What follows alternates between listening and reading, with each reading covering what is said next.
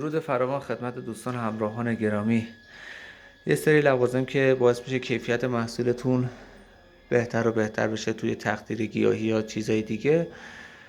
یک ویگرو هستش، 2 ریجنت باتل، 3 خنک کننده های اول آبی، بعد برقی، حالا یا استیل یا مسی.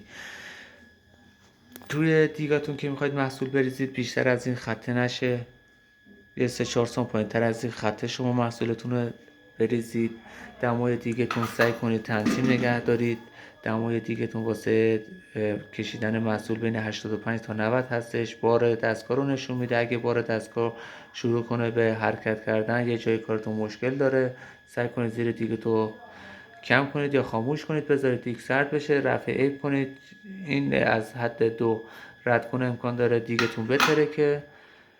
بعد برای نصب ریجنت باتل از شلنگ به ویگرو وصل میشه به ورودی ریجنت باتل و خروجیش هم که میاد وصل میشه به کندانسور. باعث میشه که بخار وارد توری مسی میشه، برخورد توری